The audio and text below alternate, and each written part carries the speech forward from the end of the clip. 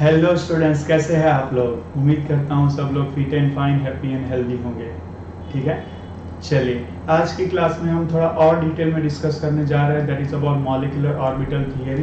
And this class is going to be really, मैं आपको ऐसे कुछ फैक्ट्स बताने जा रहा हूँ जो बहुत बहुत इंपॉर्टेंट हो सकते हैं if you are appearing for NEET and JEE and even JEE advance. ठीक है स्टूडेंट्स, ओके। तो क्लास शुरू करने से पहले 10 सेकंड कंसंट्रेशन सेशन करेंगे।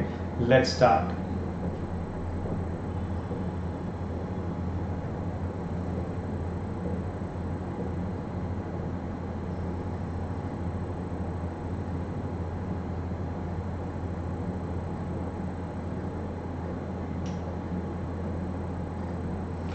Okay, so both of us are connected with each other totally. Energy and frequency have been synchronized. So whatever I'll deliver from here, that will enter to your brain to even a deep root cell, and that will help you out to increase your score and confidence both. So till yesterday we have discussed about two things, that is one with SP mixing and the other which is without SP mixing. So whenever there is oxygen, fluorine and neon and their derivatives, there will not be SP mixing. And if it is other than that, there is especially boron and carbon and nitrogen and their derivatives, then there will be SP mixing. So if there is SP mixing, what happens? The energy of pi bonding to px and pi bonding to py will be lower and sigma bonding to pz will be higher. And if there is no SP mixing, then in that case what happens? The energy of sigma bonding to pz will be lower and pi bonding to px and pi bonding to py will be higher. So if this much is clear to your mind, please let me know in the chat box so that we can progress. One more thing I explained you at the end, that you should focus onto the number of electrons, and from that you can conclude onto the bond order as well as the magnetic property as well. If the total number of electrons are 14, then the bond order is going to be 3.0. If from 14 1 electron if increases, then you should increase the bond order by 0.5 unit, and if it decreases from 14, then you should 1 again, then you will keep changing the 0.5 bond order. 14 से increase होगा तो 0.5 decrease होते जाएंगे, 14 से decrease होगा तो भी 0.555 आप डिक्रीज करते जाएंगे, क्योंकि जब 14 से इंक्रीज होगा स्टूडेंट्स तो एंटी बॉन्डिंग में इलेक्ट्रॉन बढ़ेंगे. In that case you will decrease the bond order by 0.5 unit. और अगर आप 14 से डिक्रीज करेंगे तो बॉन्डिंग में से इलेक्ट्रॉन कम होता जाएगा, तो भी आप 0.5 यूनिट से बॉन्ड ऑर्डर को डिक्रीज करते जाएंगे. और दूसरी बात मैंने बताई थी वो थी that is about the magnetic property. अगर सारे इलेक्ट्रॉन्स पैड है तो डेफिनेटली वो डायमैग्नेटिक है. ठीक है.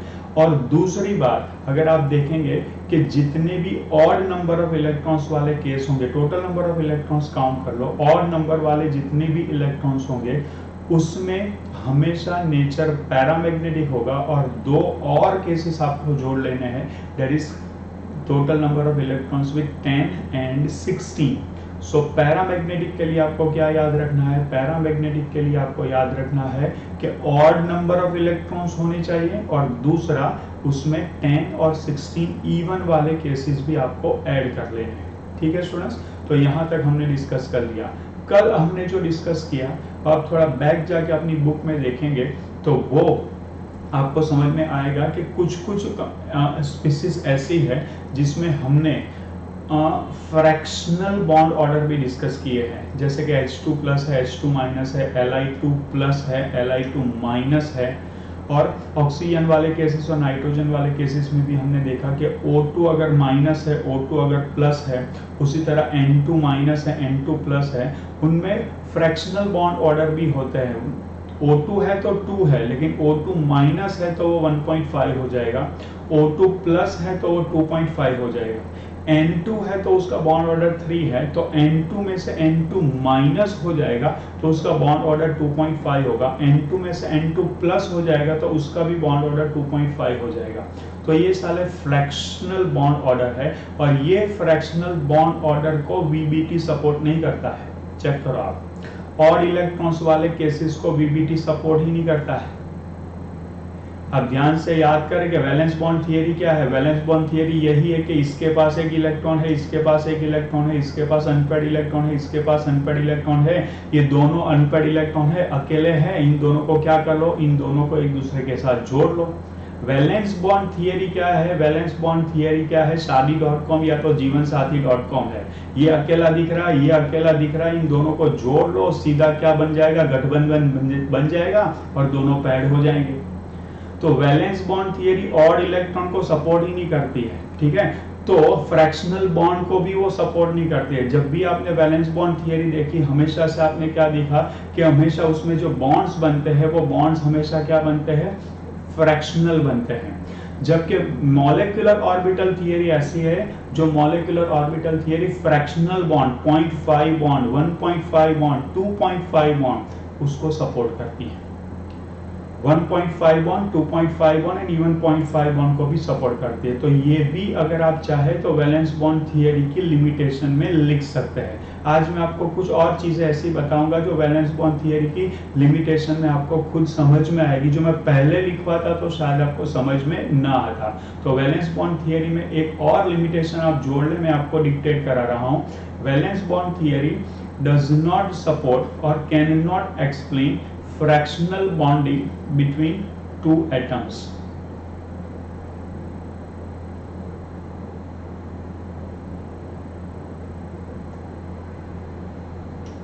ये एक और लिमिटेशन हो गई।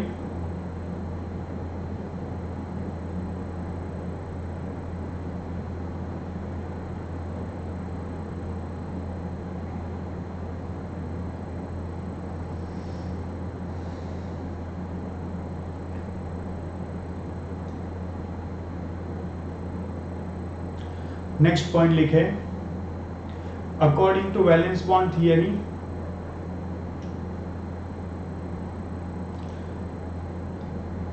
The first bond formed between two atoms is always sigma and if two bonds are formed and if two bonds are formed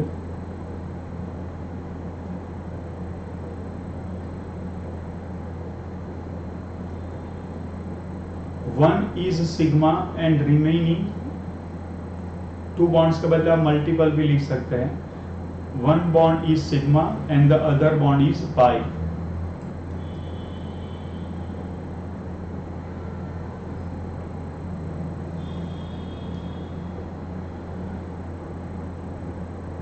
But according to MOT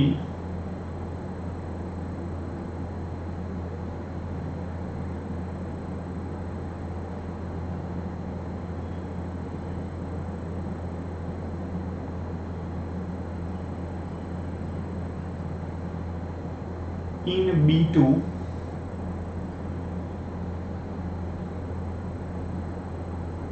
the only bond present is pi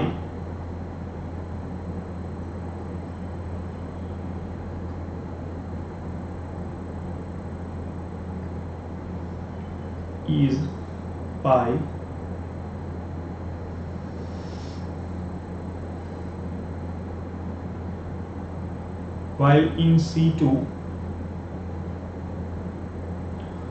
both bonds formed are pi. तो according to valence bond theory तो क्या होना चाहिए students, एक sigma और एक पाई होना चाहिए और B2 में B और B के बीच में एक ही बॉन्ड है तो वो सिग्मा होना चाहिए।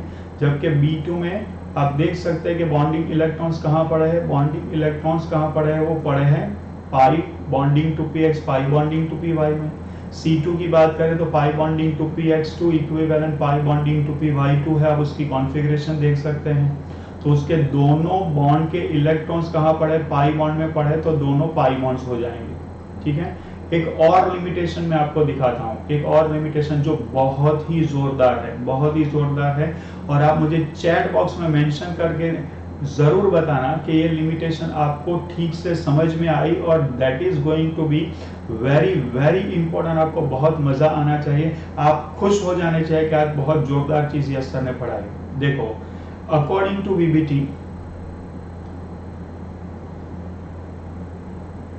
according to VBT, sigma bond is stronger than pi bonds.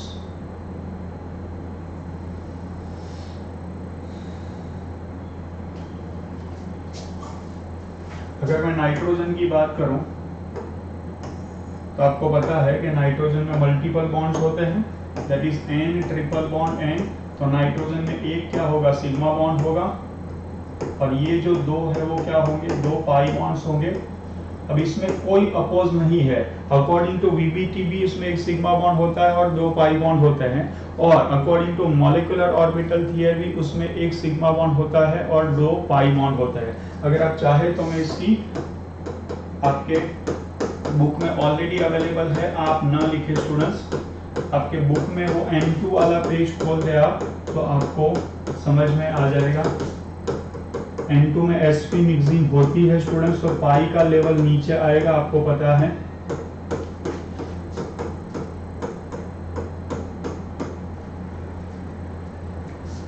अब देखो स्टूडेंट्स, ये ऑर्डर क्या है ये आपको पता है, हमने ऐसा लिखा था, याद करो, वो ग्राफ जब हम बनाते हैं तो एनर्जी लेवल का ग्राफ बनाते हैं। ये क्या है, इंक्रीजिंग ऑर्डर ऑफ एनर्जी है, इंक्रीजिंग ऑर्डर ऑफ एनर्जी है, एनर्जी ऑफ और MO है। इसका मतलब ये हुआ कि ये पहले आता है और ये बाद में आता है, चेक करो। इसका मतलब है कि इसकी एनर्जी लेस है, इसकी एनर्जी लेस है, तो इसकी स्टेबिलिटी क्या होगी, इसकी स्टेबिलिटी ज्यादा होगी, स्टेबिलिटी मोर, या तो आप कह सकते हैं कि स्ट्रेंथ मोर। सो आप कह सकते हैं कि अकॉर्डिंग टू में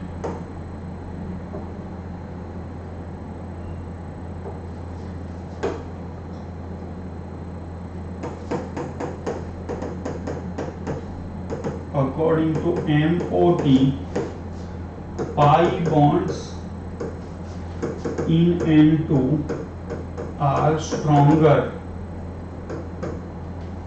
and more stable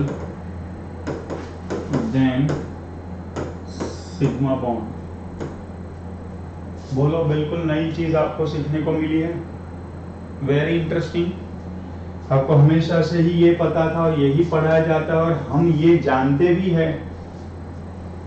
कि सिग्मा बॉन्ड स्ट्रॉन्ग होता है, पाई बॉन्ड वीक होता है, और ये सही भी है।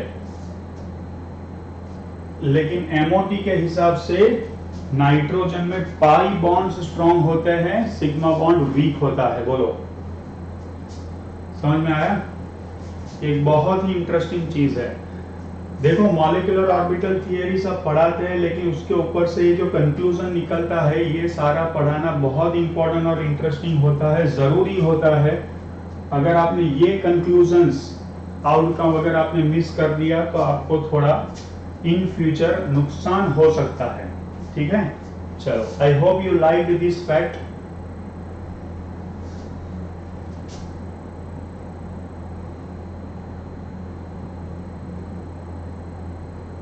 ऑक्सीजन के केस में सिर्फ फिर से वही है, ऑक्सीजन के केस में क्या है, सिग्मा का लेवल नीचे आ जाता है, पाई का लेवल ऊपर जाता है।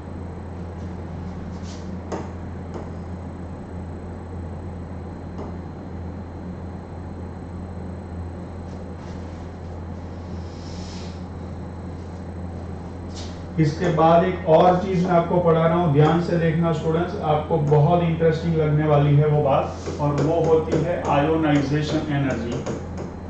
Ionization energy, ionization energy compare करेंगे N2 मॉलिक्यूल की और N एटम की। N2 मॉलिक्यूल की आयोनाइजेशन एनर्जी कंपेयर करेंगे और N एटम की आयोनाइजेशन एनर्जी कंपेयर करेंगे। तो एक बात आप समझिए कि N2 मॉलिक्यूल में N और N के बीच में ट्रिपल बॉन्ड बन चुका है, दोनों एक दूसरे के साथ ट्रिपल बॉन्ड से अटैच है। दूसरी बात, इसका ऑक्टेट कंप्लीट है, इसका भी ऑक्टेट कंप्लीट है। जबकि नाइट्रोजन की बात करें तो इसकी इलेक्ट्रॉन कॉन्फ़िगरेशन है लाइक हीलियम 2 2s2 2p3। इसकी इलेक्ट्रॉन कॉन्फ़िगरेशन कुछ ऐसी, ऑफ कोर्स ये हाफ फील्ड है, ये कंप्लीटली फील्ड है, ये हाफ फील्ड है। ये भी अपने आप में एक स्टेबल इलेक्ट्रॉन कॉन्फ़िगरेशन है, लेकिन आप समझ सकते हैं कि ये इलेक्ट्रॉन कॉन्फ़िगरेशन से डेफिनेटली ये इलेक्ट्रॉन कॉन्फ़िगरेशन कैसी है, ज्यादा स्टेबल है। तो ये ज्यादा स्टेबल होने की वजह से इसमें से इलेक्ट्रॉन निकालना क्या हो जाएगा, मोर डिफिकल्ट होगा। ये मोर डिफिकल्ट होने की वजह से अगर आपको इसमें से इलेक्ट्रॉन निकालना है, मोर डिफिकल्ट है, एनर्जी ज्यादा देनी पड़ेगी, तो N2 मॉलिक्यूल की आयोनाइजेशन एनर्जी, जिसे कि हम IP या तो IE कहते हैं स्टूडेंट्स, उसकी वैल्यू क्या होगी बताओ, N2 मॉलिक्यूल की ज्यादा होगी।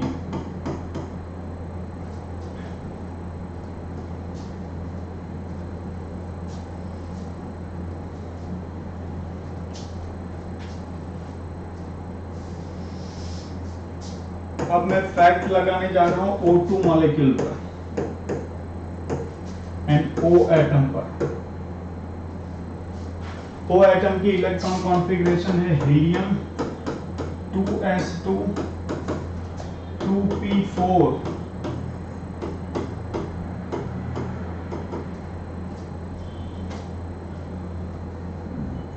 और इसमें O डबल बॉन्ड O है, चेक करो। इसमें नाइट्रोजन और नाइट्रोजन के बीच में ट्रिपल बॉन्ड, ऑक्सीजन और ऑक्सीजन के बीच में क्या है स्टूडेंट्स, डबल बॉन्ड है, चेक करो। ऑक्सीजन और ऑक्सीजन के बीच में डबल बॉन्ड है, एट्रैक्शन ज्यादा है, मॉलिक्यूल बन चुका है, इसका ऑक्टेट कंप्लीट है, इसका भी ऑक्टेट कंप्लीट है। ऑक्सीजन की बात करो तो आपको पता चलेगा कि इसकी इलेक्ट्रॉन कॉन्फ़िगरेशन 2s2 2p4 है, इसमें 2 इलेक्ट्रॉन है, इसमें 4 इलेक्ट्रॉन है। अब इसमें ये तो हाफ फील्ड है, सॉरी 2s तो कंप्लीटली फील्ड है, लेकिन 2p हाफ फील्ड से थोड़ी ऊपर है। आपको पता है कि नाइट्रोजन से ऑक्सीजन की आयोनाइजेशन एनर्जी कम होती है। क्यों कम होती है?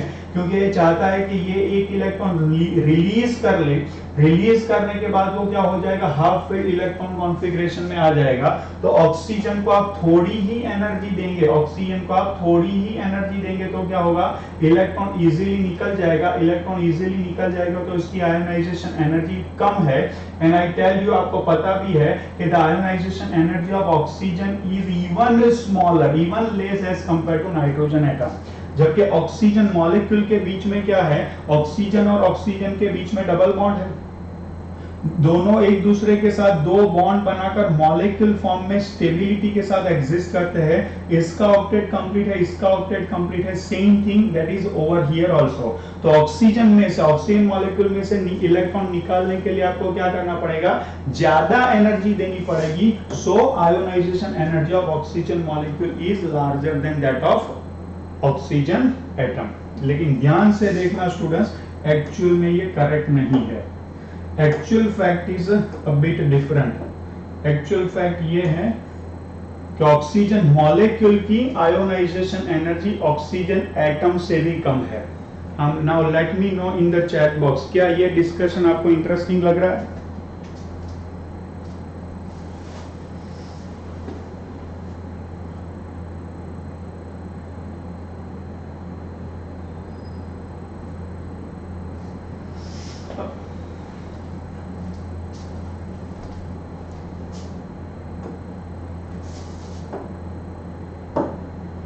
अब मैं यहाँ नाइट्रोजन एटम की इलेक्ट्रॉन कॉन्फ़िगरेशन लिख रहा हूं, that is helium 2s2 2px1 2py1 and 2pz1।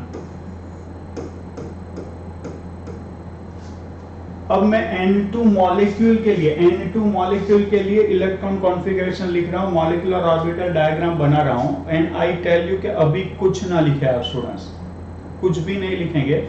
दूसरी बात यह है कि मैं 1s ऑर्बिटल में से बनने वाले, 1s ऑर्बिटल में से बनने वाले मॉलिक्यूलर ऑर्बिटल को स्किप कर रहा हूं। क्यों? क्योंकि वो वैलेंस शेल में नहीं है। मैं सीधा 2s एंड 2p से ही एक्सप्लेन करूंगा। I hope you can understand.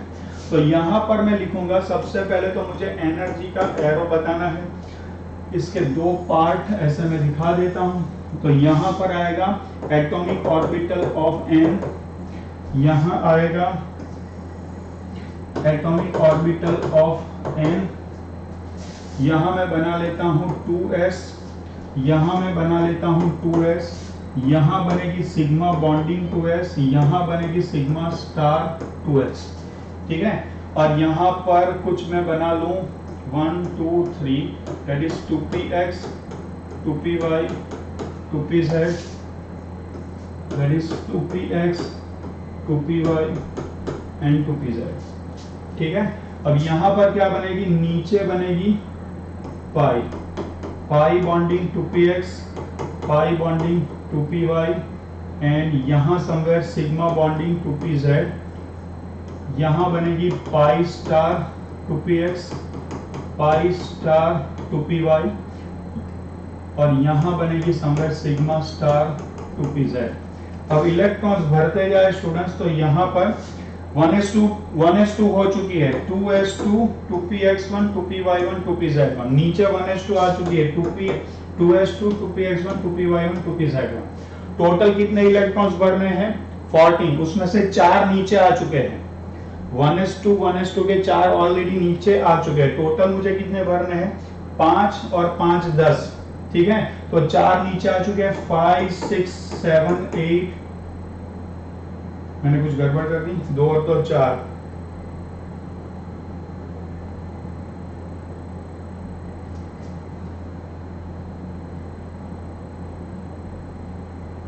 ये ठीक है।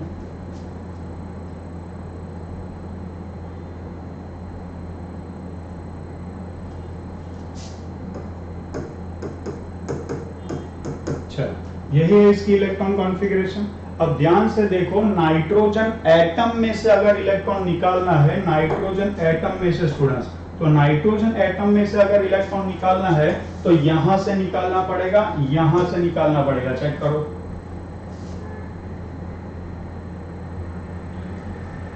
और अगर नाइट्रोजन मॉलिक्यूल में से अगर इलेक्ट्रॉन निकालना पड़ा तो ये नाइट्रोजन मॉलिक्यूल का इलेक्ट्रॉन इस ऑर्बिटल में से निकलेगा, किसमें से निकलेगा, सिग्मा बॉन्डिंग 2pz में से निकलेगा, जिसकी एनर्जी एटॉमिक ऑर्बिटल से लोअर है, चेक करो। एटॉमिक ऑर्बिटल की कंपैरिजन में मॉलिक्यूलर लास्ट ऑक्यूपाइड ऑर्बिटल जो है जिसमें इलेक्ट्रॉन है वो कौन है, सिग्मा बॉन्डिंग 2pz है। तो सिग्मा बॉन्डिंग 2pz में से इलेक्ट्रॉन निकलेगा तो N2 में से N2 प्लस बनेगा, आयोनाइजेशन होगा, ठीक है, इलेक्ट्रॉन निकलेगा। जबकि नाइट्रोजन में से अगर आपको एक इलेक्ट्रॉन निकालना है तो इलेक्ट्रॉन कहां से निकालना पड़ेगा, इधर 2px 2py 2pz। तो 2px 2py 2pz में पड़े इलेक्ट्रॉन की एनर्जी सिग्मा बॉन्डिंग 2pz की कंपैरिजन में ऑलरेडी ज्यादा है, तो उसको आप एनर्जी दोगे तो वो इजीली निकल जाएगा। और नाइट्रोजन मॉलिक्यूल में से अगर आपको इलेक्ट्रॉन निकालना है तो ज्यादा एनर्जी देनी पड़ेगी। अब मैं सेम चीज आपको एक्सप्लेन करने जा रहा हूं with the example of oxygen. Oxygen की इलेक्ट्रॉन कॉन्फ़िगरेशन है helium 2s2 2px2 2py1 and 2pz1। अब मैं O2 मॉलिक्यूल एक्सप्लेन करूंगा।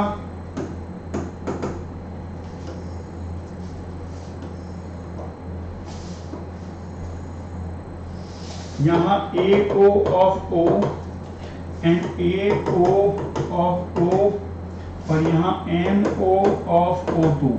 यहां पर भी मैं सिर्फ आउटर मोस्ट ऑर्बिट के इलेक्ट्रॉन कॉन्फ़िगरेशन को ही दिखा रहा हूं, that is sigma bonding 2s sigma star 2s। आपको पता होना चाहिए कि ऑक्सीजन के केस में sp मिक्सिंग नहीं होता है। 2px 2py 2pz। Oxygen 1s2 2s2 2px2 2py1 2pz1, 1s2 2s2 2px2 2py2 2pz1। Total कितने इलेक्ट्रॉन्स दिखाने हैं, ये 4 और ये 2 6 टोटल। अच्छा, पहले तो उसमें से बना ले, सिग्मा बॉन्डिंग 2pz नीचे आएगी, पाई bonding 2px equivalent pi bonding 2py, यहां आएगी पाई स्टार 2px पाई star 2py sigma star 2pz। इन दोनों को मिलाकर मुझे 12 इलेक्ट्रॉन्स लगाने हैं। Sorry,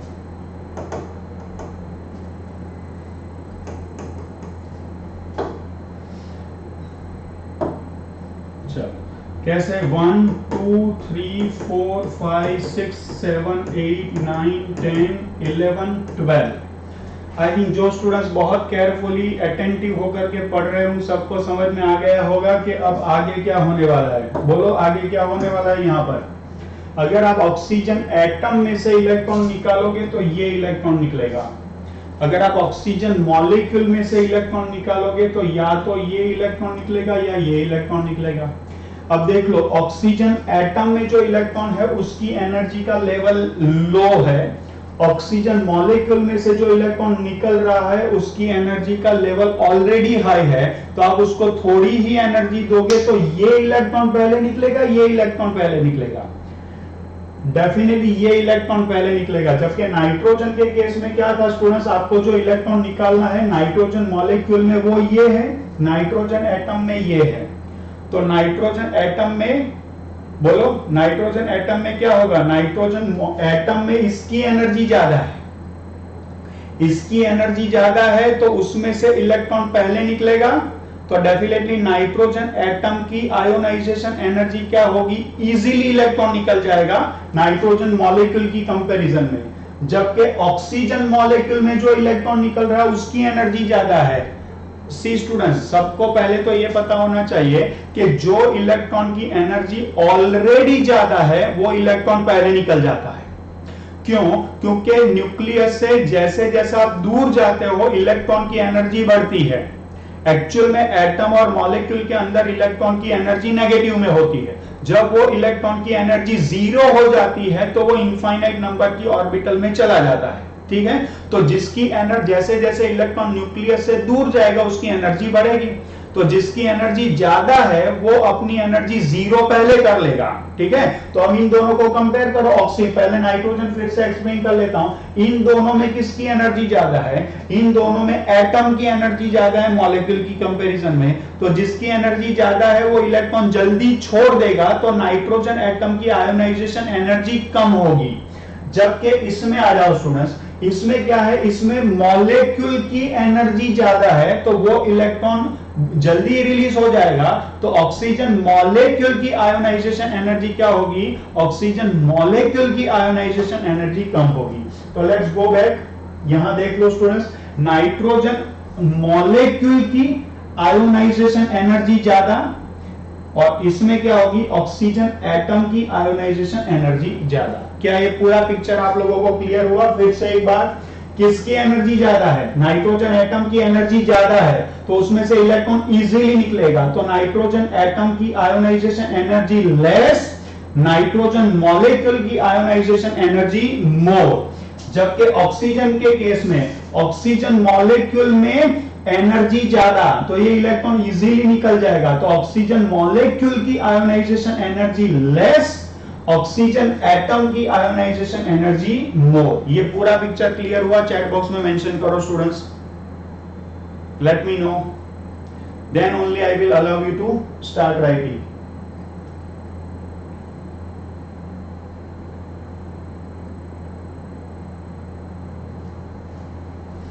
and let me know also कि आपको ये पूरा कंसेप्ट कैसा लगा।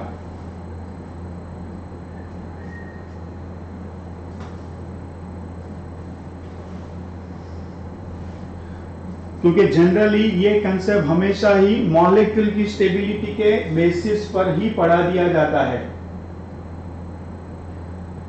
कि मॉलिक्यूल ज्यादा स्टेबल होते हैं तो मॉलिक्यूल की आयोनाइजेशन एनर्जी एटम की आयोनाइजेशन एनर्जी से ज्यादा होती है।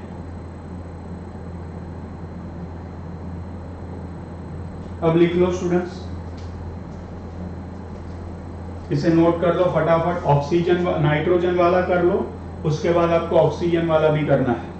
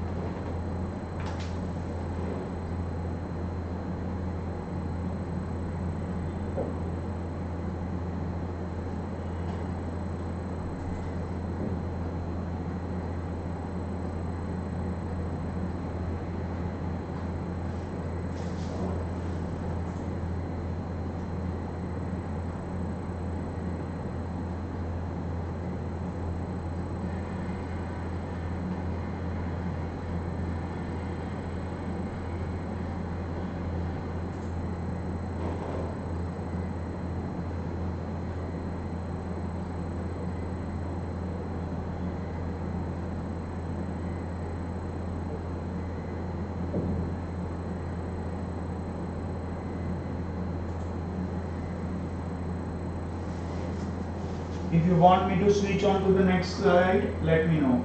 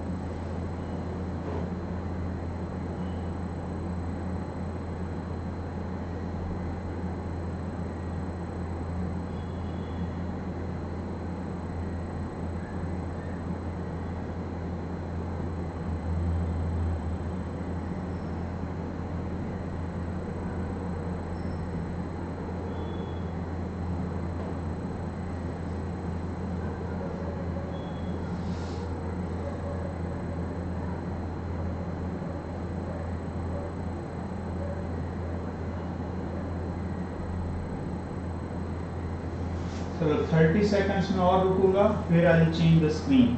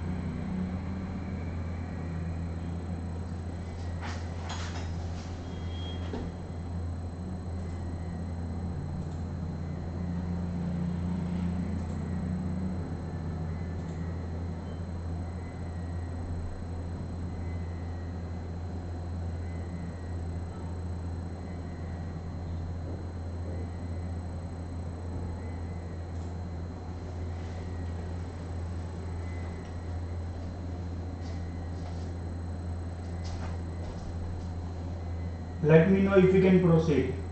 Done? Okay, 30 seconds more and then we'll switch over to heteronuclear species. अब तक हम जो देख रहे थे वो H2, Li2, C2, O2, N2 ऐसे केसेस थे जिसमें दोनों कंबाइनिंग एटम्स सेम थे. ठीक है. दोनों कंबाइनिंग एटम्स क्या थे स्टूडेंट्स? सेम थे।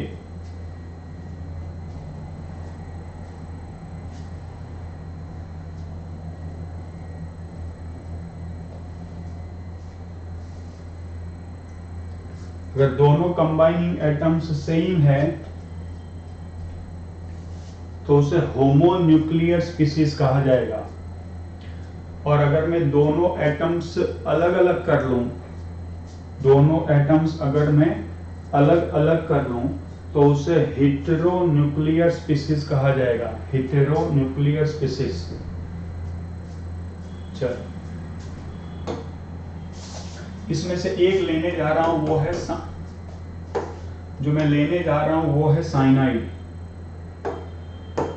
Cyanide ion Cn-। आपको पता है कि C ट्रिपल बॉन्ड N होता है। यहां पर चेक करो, कार्बन के पास अपना एक इलेक्ट्रॉन है लाइक दिस और नेगेटिव चार्ज। ठीक है, तो इसमें दो अलग अलग है, एक कार्बन है एक नाइट्रोजन है। आपको पता है कि कार्बन और नाइट्रोजन दोनों की इलेक्ट्रॉन कॉन्फ़िगरेशन आपको पता होनी चाहिए। 1s2 2s2 2px2 2px1 2py1 2pz0 carbon की होती है। 1s2 2s2 2px1 2py1 2pz1 nitrogen की होती है स्टूडेंट्स। ठीक है, और उसमें कुल मिलाकर आपको क्या करना है, एक इलेक्ट्रॉन ऐड भी कर लेना है। एक इलेक्ट्रॉन ऐड कर लेना है तो कुल मिलाकर कितने इलेक्ट्रॉन हो जाएंगे? Cn-। कुल मिलाकर टोटल कार्बन के 6, नाइट्रोजन के 7 और कुल मिलाकर कितने इलेक्ट्रॉन हो जाएंगे? टोटल स्टूडेंट्स 14 इलेक्ट्रॉन्स हो जाएंगे। अब बहुत ध्यान से देखना कि कार्बन और नाइट्रोजन दोनों ऐसे स्पीसीज है जिसमें sp मिक्सिंग होती है। कार्बन sp मिक्सिंग वाला है, नाइट्रोजन sp मिक्सिंग वाला है। ठीक है स्टूडेंट्स, अब इसकी डायग्राम अगर आप बनाएंगे, हमें बनानी नहीं है। अगर आपको डायग्राम बनानी है तो अगर मैं यहाँ पर 1s और 1s का लेवल दिखाऊं एज सच, सपोज कि यहाँ कार्बन है, यहाँ नाइट्रोजन है, इसका 1s में यहाँ लिखता हूँ, उसकी बिल्कुल सामने में इसका 1s का लेवल दिखाता हूँ, तो ये गलत हो जाएगा। क्यों गलत हो जाएगा? क्योंकि आप लेफ्ट टू राइट जाएंगे, carbon, nitrogen, oxygen, fluorine, neon. ठीक है ना, ये मैं आपको एक्स्ट्रा इंफॉर्मेशन दे रहा हूं, आपको याद रखनी है, जो आपको बहुत ज्यादा काम नहीं आएगी, फिर भी समझ लेना बहुत जरूरी है। अगर आप लेफ्ट टू राइट जाएंगे क्या होगा? अट्रैक्शन इंक्रीज होगा। अट्रैक्शन क्या होगा स्टूडेंट्स? इंक्रीज होगा। अट्रैक्शन इंक्रीज होता है ना स्टूडेंट्स, तो ऑर्बिटल की एनर्जी डिक्रीज होती है। तो आपको ये जो 1s ऑर्बिटल है जो आपने यहां पर दिखाई है ना, वो 1s का लेवल थोड़ा नीचे आएगा। क्या आपको ये समझ में आया? चेक करो। अगर मैं यहाँ कार्बन लूं, यहाँ ऑक्सीजन लूं, तो ऑक्सीजन का लेवल नीचे आएगा। यहाँ नाइट्रोजन लूं, यहाँ ऑक्सीजन लूं, तो ऑक्सीजन का लेवल नीचे आएगा। क्या ये आपको समझ में आया? चैट बॉक्स में मेंशन करो स्टूडेंट्स।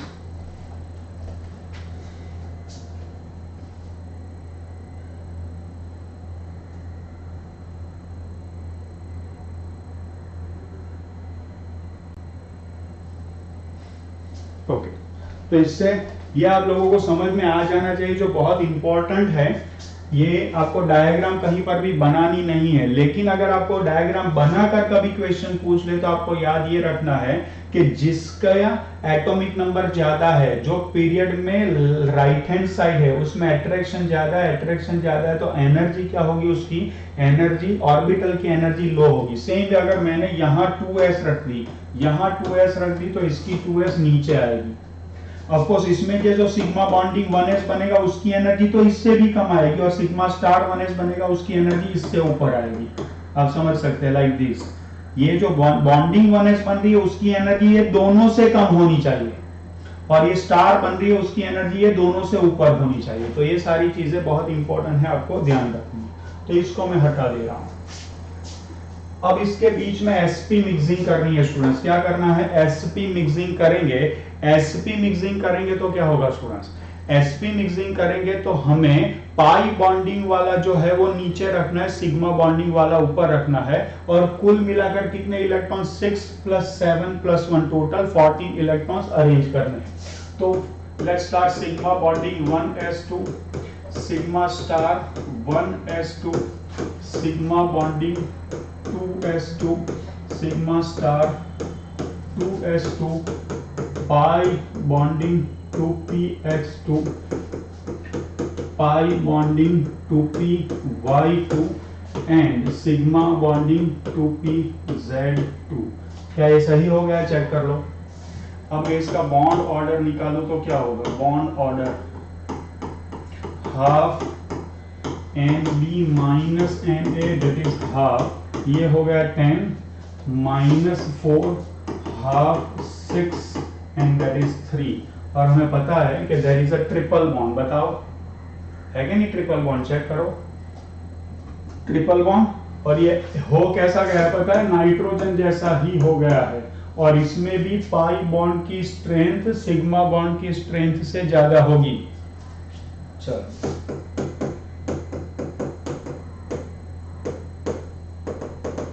मैग्नेटिक प्रॉपर्टी,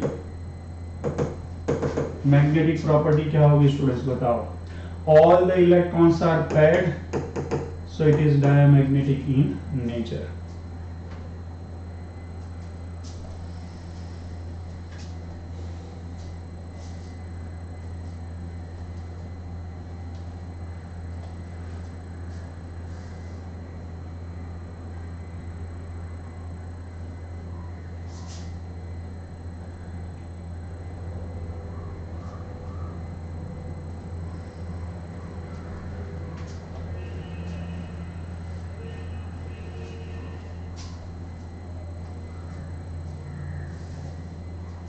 लिख लिया? अब बहुत इंपॉर्टेंट है, 3 केसेस पूछे जाते हैं। एक होता है NO, एक होता है NO प्लस और एक होता है NO माइनस। तो सबसे इंपॉर्टेंट चीज ध्यान से समझ लेना कि इसमें एक नाइट्रोजन है, एक oxygen. Of course plus charge है, माइनस चार्ज है और चार्ज नहीं भी है। तो 3 केसेस है, NO, NO plus and NO minus. इसके रिलेटेड बी bond order and magnetic property पूछते हैं। तो इसमें कौन सा ग्राफ बनेगा, इसमें कौन सा सीक्वेंस लेना है? तो ध्यान देना कि ऑक्सीजन अंदर आ चुका है, ऑक्सीजन अंदर आ जाएगा तो S और P के बीच का एनर्जी डिफरेंस बढ़ जाएगा। S और P के बीच का एनर्जी डिफरेंस बढ़ जाएगा तो sp मिक्सिंग नहीं होगी। सो इन दिस केस नोट कर ले आप, जो बहुत इंपॉर्टेंट है। क्या नोट करेंगे? sp mixing does not take place।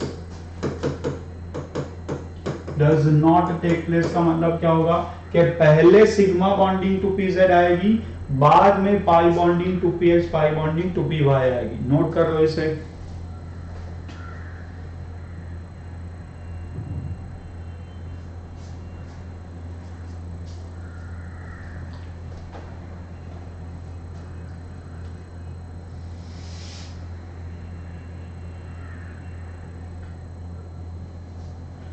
चलिए कर लिया होगा आप लोगों ने नोट। तो आगे बढ़ते हैं। सबसे पहले लेने जा रहे हैं वो है NO। NO में 7 प्लस 8 मिलाकर आपको 15 इलेक्ट्रॉन्स डालने हैं। और कौन सा? sp मिक्सिंग नहीं करना है। That is sigma bonding 1s 2, sigma star 1s 2, sigma bonding 2s 2, sigma star 2s 2।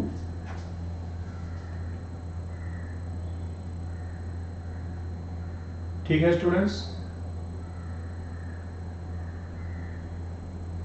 अब क्या करना है? sp मिक्सिंग नहीं करनी है तो क्या करेंगे? Sigma bonding 2pz2, sigma bonding पहले आएगी।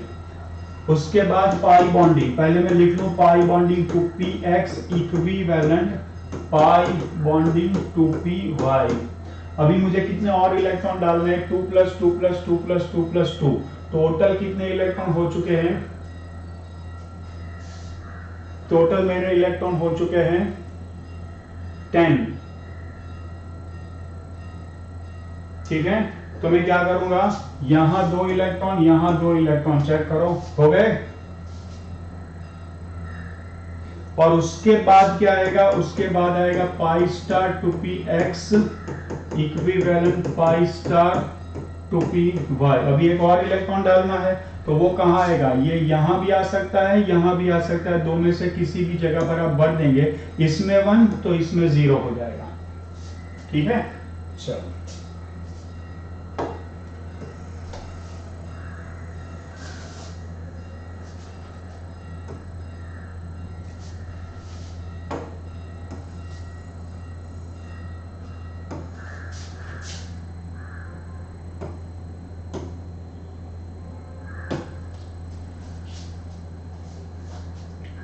चलो अब बनाते हैं बॉन्ड ऑर्डर। क्या आएगा bond order? That is half N B minus N A. Half कितना हो जाएगा? 10 minus 5, that is 1/2 into 5, that is 2.5। And magnetic property क्या आ जाएगी?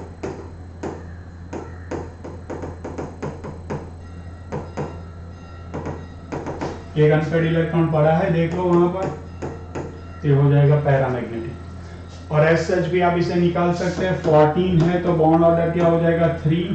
टोटल नंबर ऑफ इलेक्ट्रॉन्स 15 है तो एक बढ़ गया तो वो एंटी बॉन्डिंग में बढ़ेगा तो बॉन्ड ऑर्डर हो जाएगा 2.5। और टोटल नंबर ऑफ इलेक्ट्रॉन्स क्या है students? Total number of electrons odd है, और अगर total number of electrons odd है तो डेफिनेटली उसकी प्रॉपर्टी क्या हो जाएगी? पैरामैग्नेटिक। Is it fine? चलो लिख लो नेक्स्ट एग्जांपल की और आगे बढ़ेंगे फटाफट से।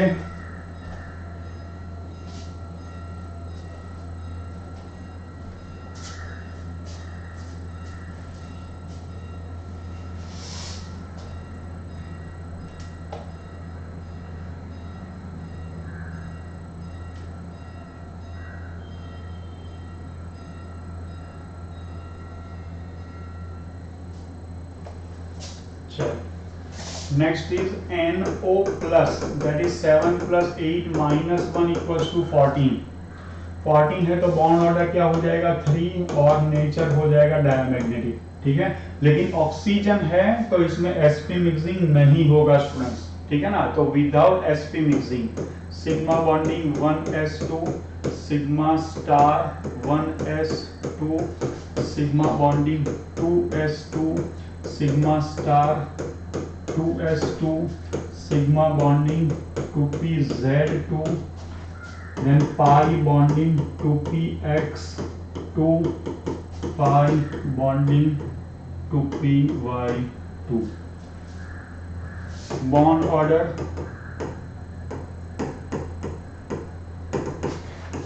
half Nb minus Na, that is half 10 minus 4, half 6 3। इसमें भी pi bonds are stronger than sigma, sorry yes, लेकिन इसमें sigma bond is stronger than pi bond, क्योंकि सिग्मा की एनर्जी लेस है, चेक करना। ठीक है ना। चलो मैग्नेटिक प्रॉपर्टी,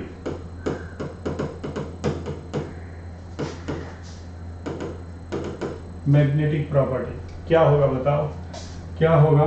डायमैग्नेटिक, क्योंकि सारे इलेक्ट्रॉन्स पैड है। चेक करो,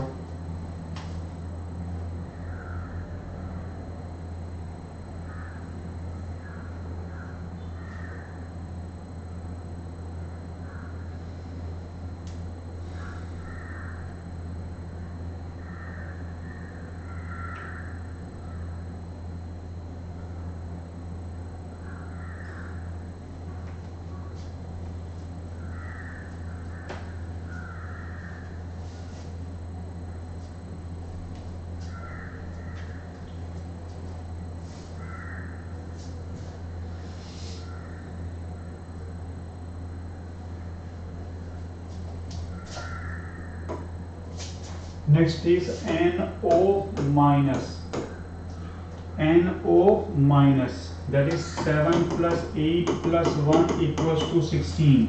16 है तो बॉन्ड ऑर्डर हो जाएगा 2, और 16 पैड है, लेकिन ये एक्सेप्शन में आता है स्टूडेंट, तो ध्यान रखना 10 और 16 एक्सेप्शन में आते हैं और वो बना देगा para.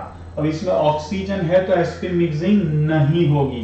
Okay, sigma bonding 1s2, sigma star 1s2, sigma bonding 2s2, sigma star 2s2, sorry sigma bonding 2pz2, pi bonding 2px2 equivalent, pi bonding 2py2, pi star 2px and pi star 2py। Check करो, अब total 14 electrons तो भर दिए, 2 और भरने हैं, एक इसमें आएगा एक इसमें आएगा according to Hund's rule.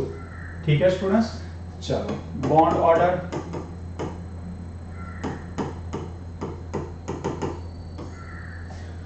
Bond order क्या होता है? बॉन्ड ऑर्डर होता है half NB minus NA, half NB minus NA, that is half, क्या होगा बताओ?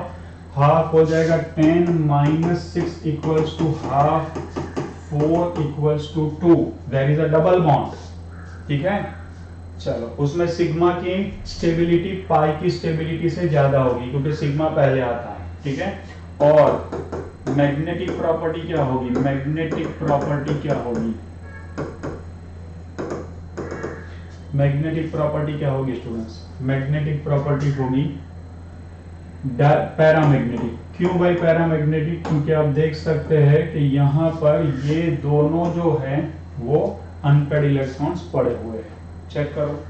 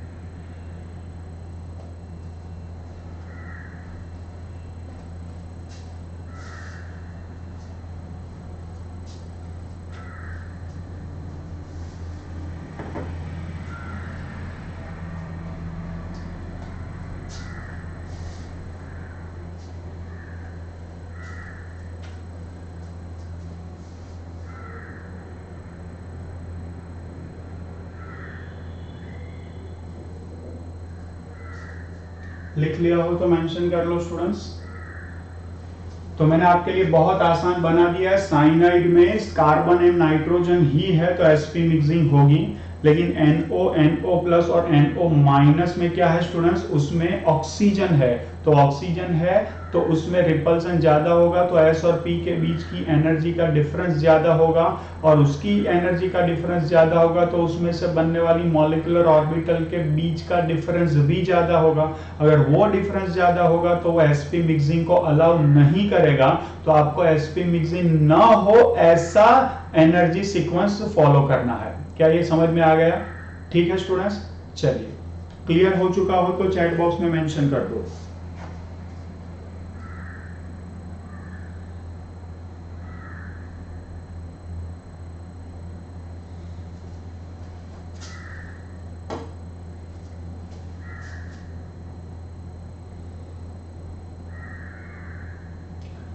कभी कभी ऐसा पूछ लेते हैं कि how many MO are there in H2 molecule?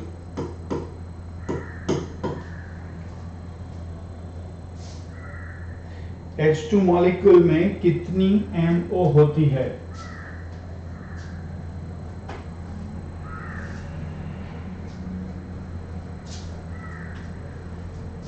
तो ध्यान रखना स्टूडेंट्स, बहुत इंपॉर्टेंट है। किसी भी मॉलिक्यूल के केस में, किसी भी मॉलिक्यूल के केस में जब आपको नंबर ऑफ MO पूछे तो सबसे पहले वो चेक कर लो कि उसकी इलेक्ट्रॉन, एटम की इलेक्ट्रॉन कॉन्फ़िगरेशन में वैलेंस शेल तक कितनी टोटल ऑर्बिटल अवेलेबल है। ध्यान रखना, अगर आपको केस पूछ लिया है हाइड्रोजन का, तो हाइड्रोजन की इलेक्ट्रॉन कॉन्फ़िगरेशन होती है 1s1, और ये 1 नंबर प्रिंसिपल क्वांटम नंबर 1 है इसका, और प्रिंसिपल क्वांटम नंबर 1 में सिर्फ 1s ऑर्बिटल होती है।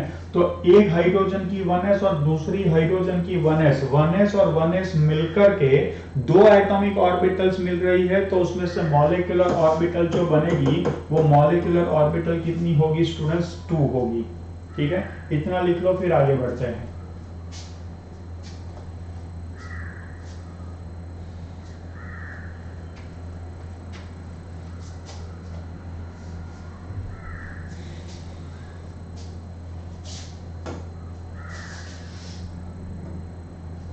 क्वेश्चन है how many molecular orbitals are there in O2. क्या करेंगे स्टूडेंट्स, ऑक्सीजन की इलेक्ट्रॉन कॉन्फ़िगरेशन लिखो 1s2, ये ना लिखे तो भी चलेगा, 2s2, 2px2, 2py1 and 2pz1। तो इसमें प्रिंसिपल क्वांटम नंबर 2 है। प्रिंसिपल क्वांटम नंबर 2 तक टोटल कितनी ऑर्बिटल आएगी? एक 1s आएगी, एक 2s आएगी, एक 2px आएगी, 2py आएगी, 2pz आएगी। तो टोटल ये कितनी हो गई? टोटल 5 ऑर्बिटल हो गई। चेक करो 1 2 3 4 5। तो एक ऑक्सीजन की 5, दूसरे ऑक्सीजन की 5, तो NO कितनी हो जाएगी? 10। मॉलिक्यूलर ऑर्बिटल कितनी हो जाएगी? 10।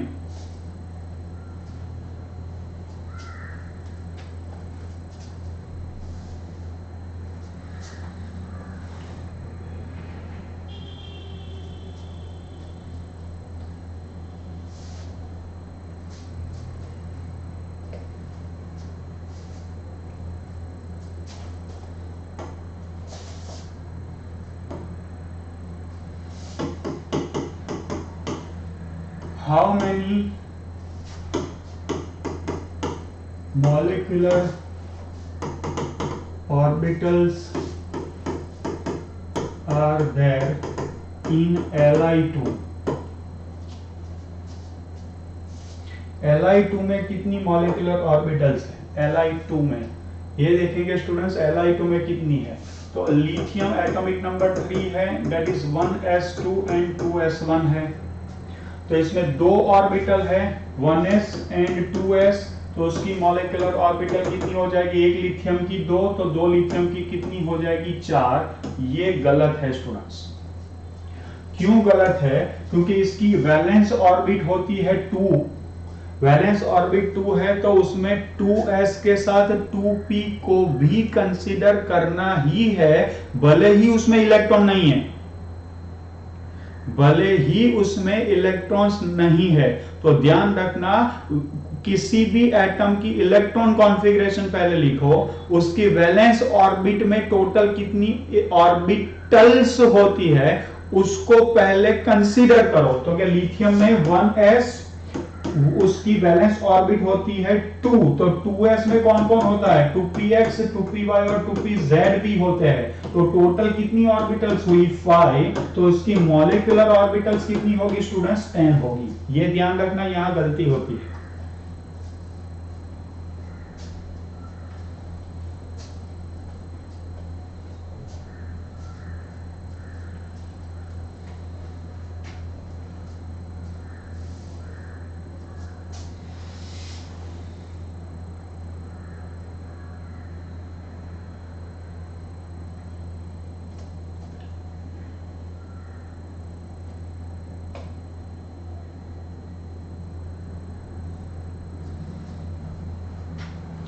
चलो अब मैं आपको एक बहुत ही इंटरेस्टिंग क्वेश्चन दे रहा हूं, बहुत ही इंटरेस्टिंग क्वेश्चन।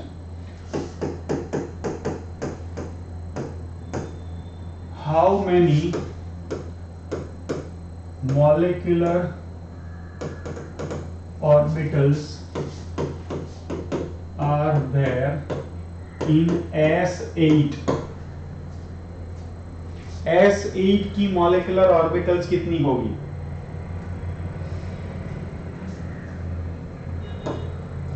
तो सल्फर का एटॉमिक नंबर है 16, उसकी इलेक्ट्रॉन कॉन्फ़िगरेशन देखो, वो होगी 1s2, 2s2, 2px2, 2py2, 2pz2, ये नियॉन हो गया, 3s2, 3px2, 3py1 and 3pz1 हो गई। तो ये 1 2 3 4 5 6 7 8 9, लेकिन यहां एक और गड़बड़ हो जाती है। क्यों पता है? क्योंकि ये 3rd नंबर की ऑर्बिट है, और 3rd नंबर की ऑर्बिट में इसके पीछे आपको पता हो तो 5 3d ऑर्बिटल्स भी होती है, जो भले ही खाली हो लेकिन हमें उसको कंसीडर करना पड़ेगा। वो खाली हो, लेकिन मैंने क्या बताया, किसी भी एटम की इलेक्ट्रॉन कॉन्फ़िगरेशन लिखो, उस एटम की आउटर मोस्ट माने वैलेंस ऑर्बिट में कितनी ऑर्बिटल्स है, वो ऑर्बिटल्स को कंसीडर करो, भले ही वो खाली पड़ी हो, जैसा हमने लिथियम में बताया था। तो यहां पर क्या होगा, आप 3p तक ही कंसीडर करोगे तो नहीं चलेगा, आपको 3d भी कंसीडर करनी पड़ेगी। तो यहां पर 1 2 3 4 5 6 7 8 9 और ये 5 को ऐड करो, कितनी ऑर्बिटल्स हो जाएंगी?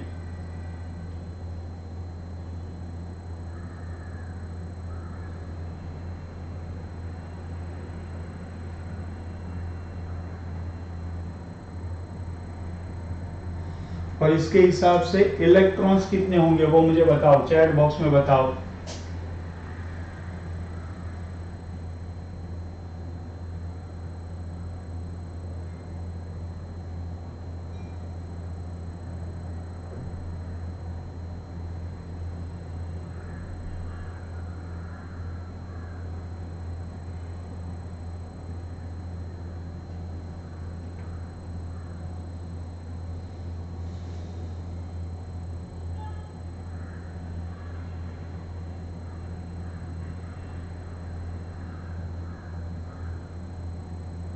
टोटल कितनी ऑर्बिटल्स होगी? एक सल्फर में टोटल ऑर्बिटल्स कितनी होगी? 14। तो S8 में मॉलिक्यूलर ऑर्बिटल कितनी होगी स्टूडेंट्स बताओ?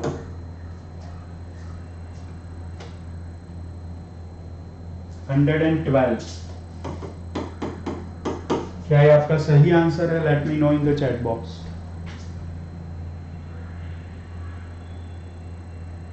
Good. How do you like this question? How do you like this question? बताओ। You want one more for practice? Let me know.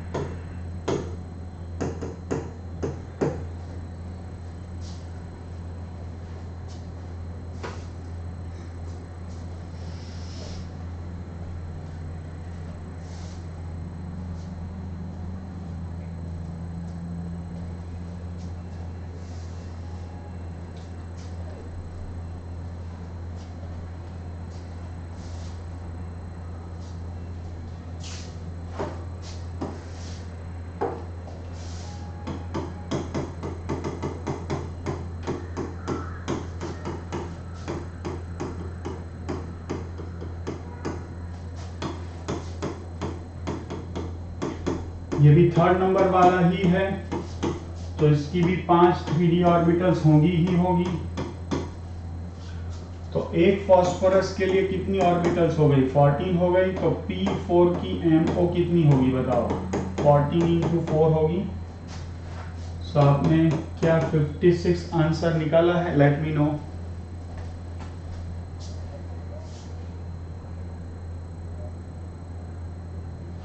Clear हो रहा है ये कंसेप्ट? चलो, अब एक बहुत ही इंपॉर्टेंट कंसेप्ट की ओर आगे बढ़ रहा है। एक है, इसका नाम है HOMO, जिसे कहते हैं हाईएस्ट ऑक्यूपाइड मॉलिक्यूलर ऑर्बिटल, और दूसरा होता है LUMO, इसे होमो और इसे ल्यूमो कहते हैं। This is called lowest unoccupied molecular orbital.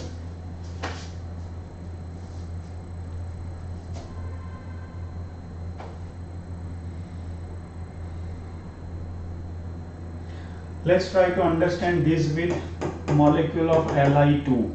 Sigma bonding 1s2, sigma star 1s2, sigma bonding 2, sigma bonding 2s2. यहाँ पर खत्म हो जाता है, लेकिन फिर भी मैं लिख रहा हूं sigma star 2s0.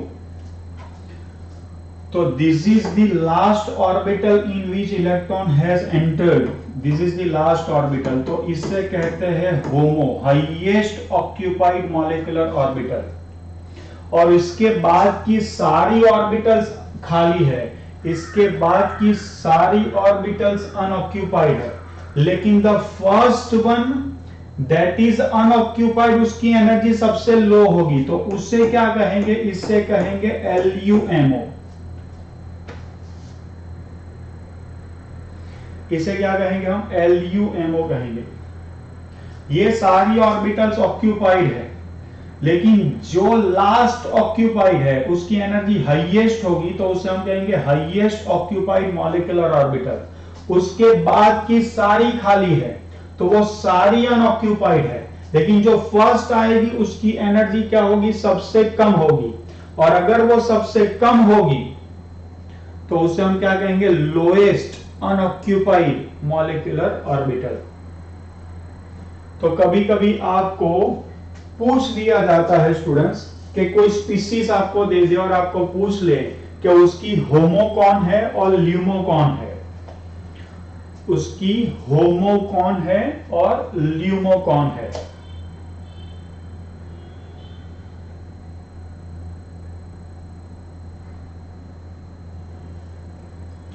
Now let's try it for oxygen molecule. O2 molecule.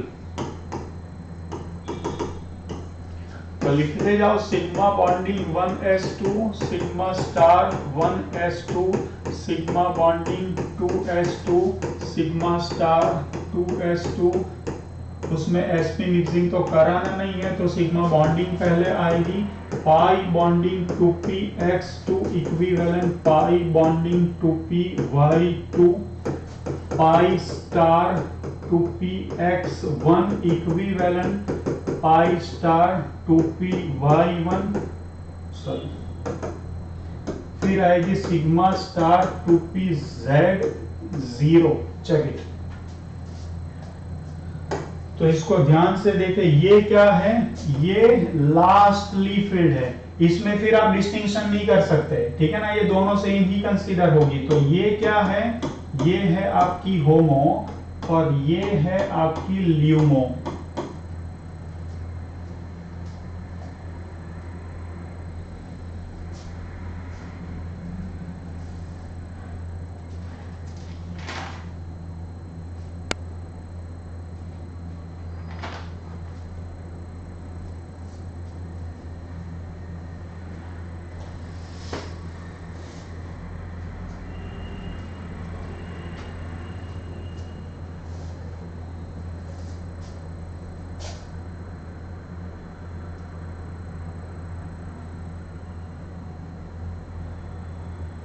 बोलो clear.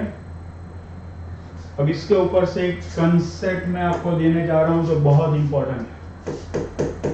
If energy difference between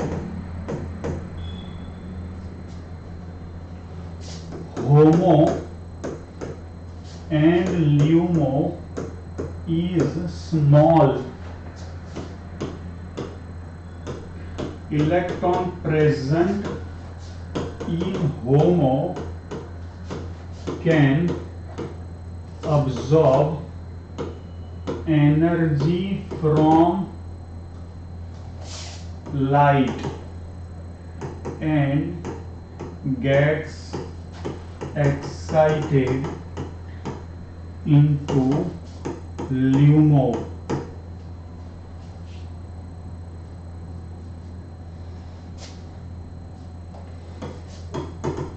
For excitation, a specific wavelength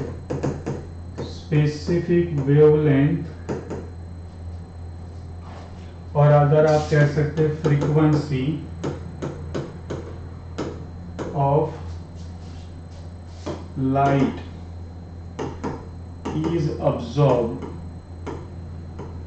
and rest are reflected.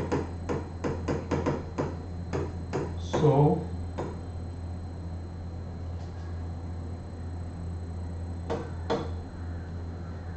the species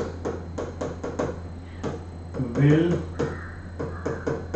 appear colored.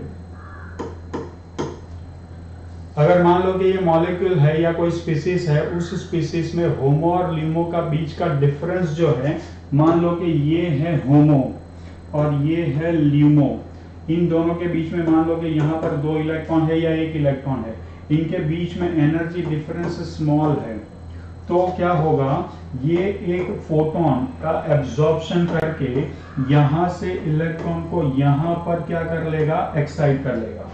तो एक पर्टिकुलर फोटोन का उसने absorption कर लिया, तो बाकी एक पर्टिकुलर फ्रीक्वेंसी का उसने एब्जॉर्प्शन कर लिया और बाकी फ्रीक्वेंसी के रेडिएशंस जो होंगे वो रिफ्लेक्ट कर देगा। तो एक पर्टिकुलर लाइट का कलर जो है वो एब्जॉर्ब हो गया, बाकी की लाइट क्या हो जाएगी, रिफ्लेक्ट हो जाएगी। उसके अगर कुछ भी एब्जॉर्ब नहीं होता तो पूरा आपको व्हाइट दिखता, वो कलरलेस दिखता, लेकिन एक पर्टिकुलर लाइट उसमें से एब्जॉर्ब हो गई है और बाकी रिफ्लेक्ट हो रही है, तो बाकी की फ्रीक्वेंसी मिलाकर आपको एक पर्टिकुलर कलर नजर आएगा और due to that species will appear colour. लेकिन ये क्या है आपका, ये है आपका होमो और ये है आपका ल्यूमो, ये है आपका होमो और ये है आपका ल्यूमो।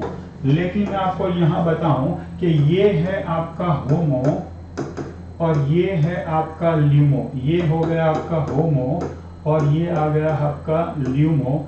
एनर्जी डिफरेंस क्या है स्टूडेंट्स, लार्ज। तो यहां पर मैं लिख दूंगा no excitation, no excitation,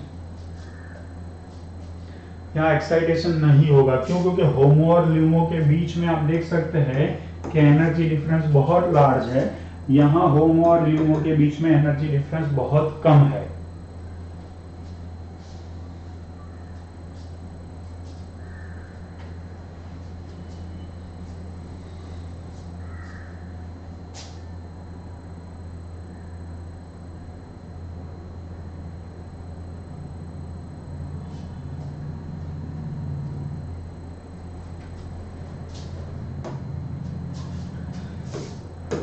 In case of H2O2 N2 gases, energy difference between HOMO and LUMO is very large. So excitation of electron is not possible and hence they are colorless.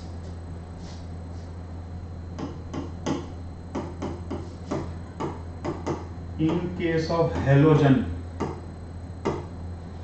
that is F2Cl2 Br2I2,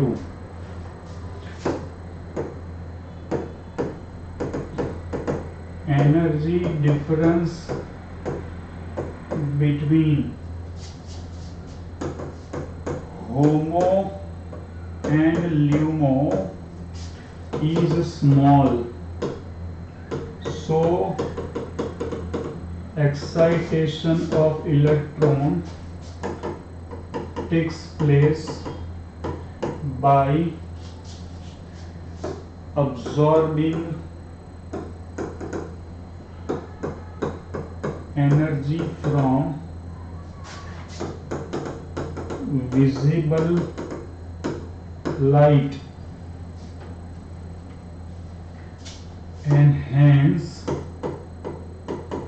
they are color.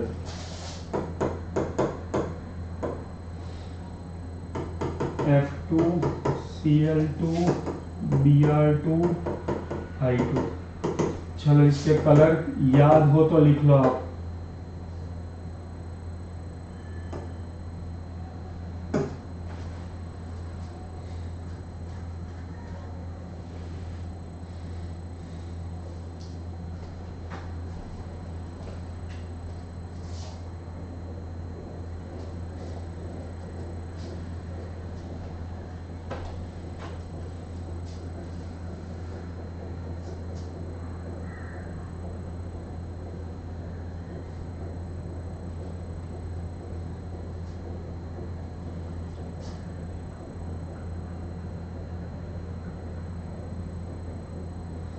चलो F2 पे yellow colour का होता है, Cl2 light green colour का होता है, Br2 reddish brown होता है और I2 डार्क वायोलेट कलर का होता है, या तो आप उसे वायोलेट ब्लैक भी कह सकते हैं। एक और चीज बताऊं मैं स्टूडेंट्स आप लोगों को, ये जो अभी हमने डिस्कस किया है ना, ये that is also not possible by VBT. तो वीबीटी की ये भी लिमिटेशन कंसिडर कर सकते हैं कि ऑक्सीजन नाइट्रोजन हाइड्रोजन कलरलेस है, तो उसी तरह fluorine chlorine bromine iodine colourless क्यों नहीं है, वो कलर क्यों है तो उसकी एक्सप्लेनेशन भी वैलेंस बॉन्ड थियरी नहीं दे पाता है।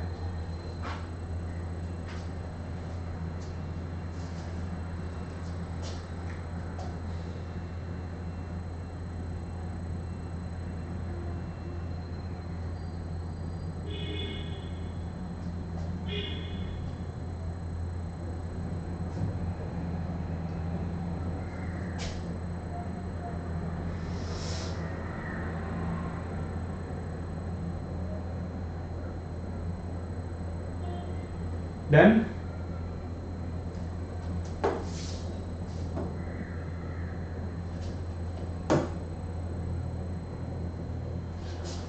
चलो Girard and un-Girard MO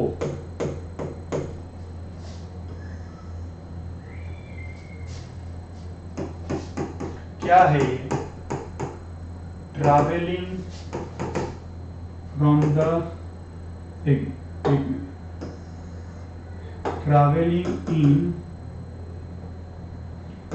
in opposite direction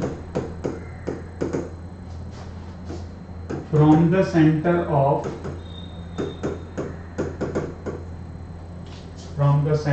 of MO, या तो मॉलिक्यूलर ऑर्बिटल या तो सिंपली MO लिख सकते हैं orbital. If we get same sign of wave function, it is called Girard MO, and if opposite sign, it is called un-Girard MO।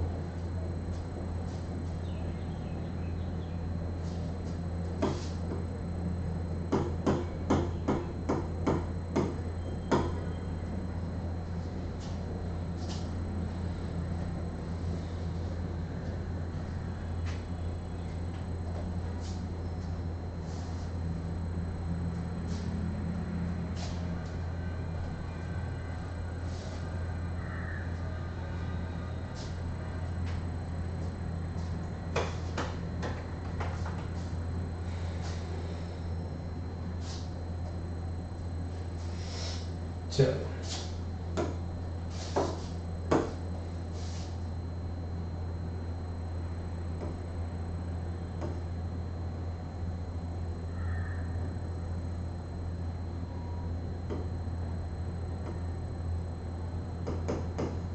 ये है आपकी सिग्मा बॉन्डिंग 1s।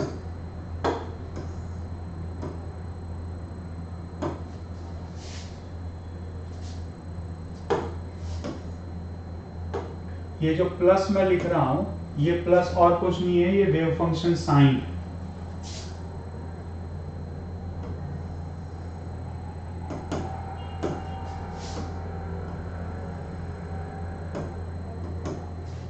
ये है आपकी सिग्मा स्टार 1s।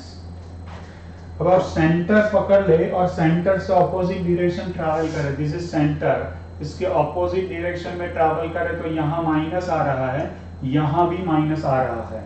अब यहाँ ये सेंटर है, यहाँ से ऑपोजिट जाएंगे तो माइनस आ रहा है, यहाँ से ऑपोजिट जाएंगे तो प्लस आ रहा है। तो ये क्या है, ये जिराड है और ये अनजिराड है। ठीक है, लिख लो। This is first case. अब मैं लेने जा रहा हूं सेकंड केस। आप मुझे बताएंगे कि कौन सी जिराड है और कौन सी अनजिराड है। ठीक है, चलो।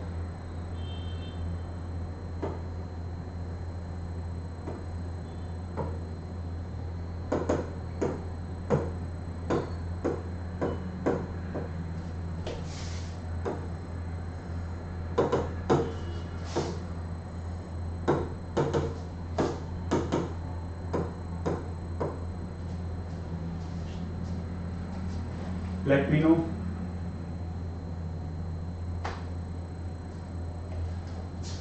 क्या करेंगे आप, सेंटर से ऑपोजिट डायरेक्शन ट्रैवल करें, ये सेंटर है, यहां से यहां, बीच में इसमें ड्रॉ नहीं कर रहा हूं मैं, साइड नीचे ड्रॉ कर रहा हूं। ऑपोजिट डायरेक्शन जाए, यहां ये सेंटर है तो यहां से ऑपोजिट जाए, यहां से ऑपोजिट जाए। तो यहां सेंटर से ऑपोजिट जाएंगे, आपको वेव फंक्शन की साइन मिल रही है माइनस, यहां ऑपोजिट जाए तो आपको मिल रही है माइनस, तो दोनों साइड पर सेम मिल रही है। तो ये क्या है, ये है जिराड। और यहाँ लेफ्ट सेंटर से ऑपोजिट जाएंगे तो माइनस, यहाँ सेंटर से ऑपोजिट जाएंगे तो प्लस आ रहा है स्टूडेंट्स। तो क्या होगा, ये हो जाएगा अनजिराड।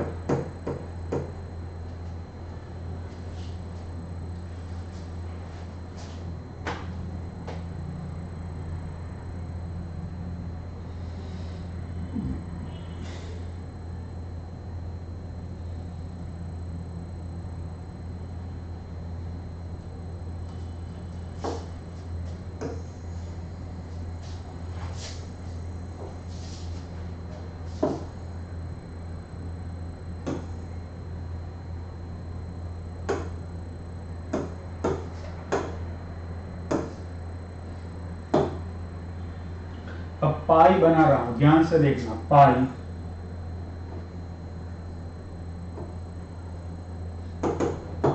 ये है आपका pi bonding two P X.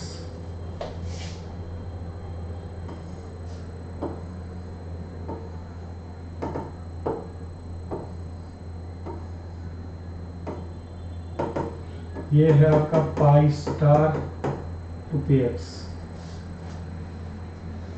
कैसे ट्रैवल करेंगे बताओ। ये है आपका, यहां तो ट्रैवल नहीं कर सकते, यहां तो कोई लॉ भी नहीं है, तो ट्रैवल में आपको सेंटर ये पकड़ना पड़ेगा, यहां से ऑपोजिट जाएंगे। बताओ, इसमें आप यहां से यहां अपोजिट नहीं जा सकते, आपको यहां से यहां भी अपोजिट, ऊपर कुछ नहीं आ रहा है, यहां कुछ नहीं आ रहा है, यहां कुछ नहीं है, यहां कुछ नहीं है, तो आप यहां जाएंगे, ऐसे ऐसे ऐसे जाओ, ऐसे जाओ, ऐसे जाओ, ऐसे जाओ। अब क्या हो रहा है बताओ। अब यहां ऊपर जाओगे तो प्लस आ रहा है, यहां नीचे जाओगे तो माइनस आ रहा है, तो ये क्या है, ये अनजिराड है। और ये क्या है, देखो यहां जा रहे हैं प्लस, यहां जा रहे हैं प्लस, यहां जा रहे हैं माइनस, यहां जा रहे हैं माइनस, तो ये क्या है पता है, ये जिराड है। तो ध्यान रखना, सिग्मा में s ऑर्बिटल और 2p z ऑर्बिटल जिराड होती है। मीन्स व्हाट, सिग्मा में बॉन्डिंग की अगर बात करें, सिग्मा में बॉन्डिंग की अगर बात करें तो वो जिराड होती है, और पाई में एंटी बॉन्डिंग जिराड होती है। सिग्मा में बॉन्डिंग जिराड होती है और पाई में एंटी बॉन्डिंग जिराड होती है।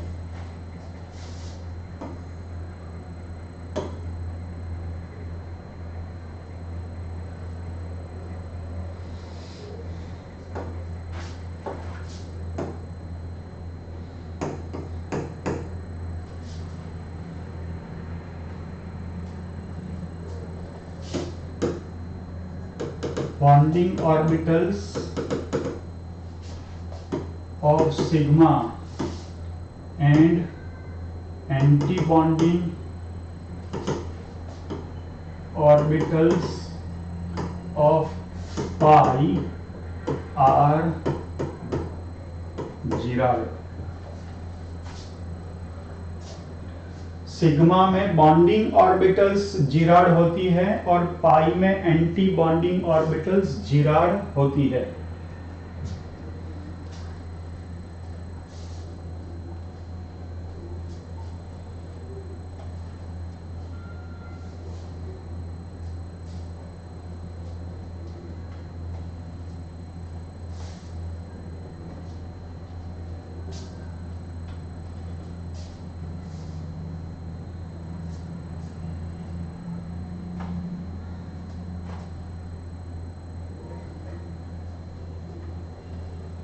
Then students,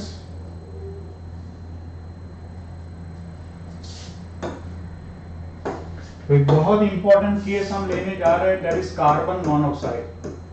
अभी मैंने आपको क्या बताया कि ऑक्सीजन जो होता है वो ऑक्सीजन के केस में जब भी ऑक्सीजन इन्वॉल्व होता है 2s और 2p के बीच में रिपल्जन ज्यादा होता है, 2s और 2p के बीच में एनर्जी डिफरेंस ज्यादा होता है, तो उसमें से बनने वाली मॉलिक्यूलर ऑर्बिटल जो होगी वो मॉलिक्यूलर ऑर्बिटल के बीच में भी डिफरेंस ज्यादा होगा, तो sp मिक्सिंग नहीं हो पाएगा। तो विदाउट sp मिक्सिंग हमें ये सॉल्व करना पड़ेगा, ठीक है। तो इसका ऑर्डर टोटल कितने इलेक्ट्रॉन्स हो जाएंगे, 6 + 8 = 14 इलेक्ट्रॉन्स हो जाएंगे।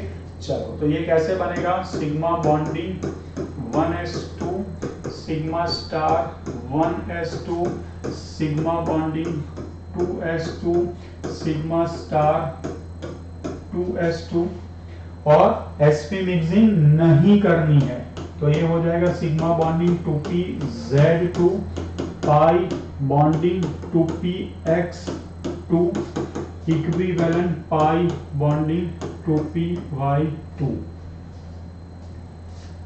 बोलो ये हो जाएगा।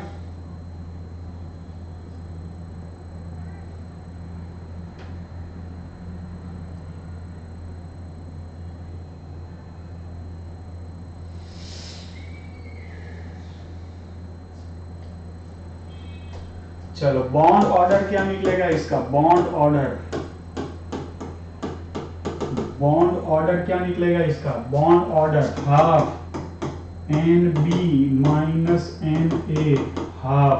चेक करो टोटल कितने इलेक्ट्रॉन, 2 + 2 + 2 + 2 + 2 टोटल 10 इलेक्ट्रॉन्स -4 = हाफ × 6 = 3।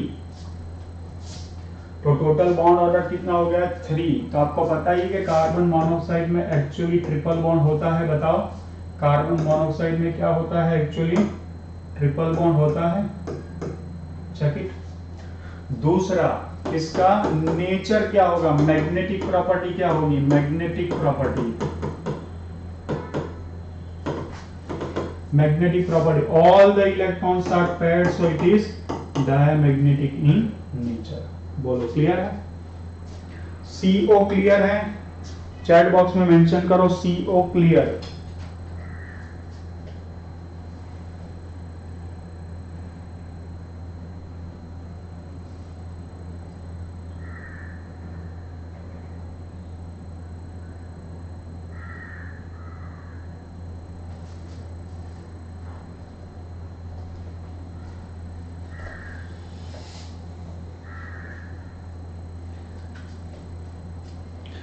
चलो ये है एकदम सिंपल सा कंसेप्ट। अब इसकी डिटेलिंग समझने की कोशिश करते हैं। जो यहां से कार्बन मोनोऑक्साइड को कार्बन मोनोऑक्साइड बनाएगा, सुनना ध्यान से।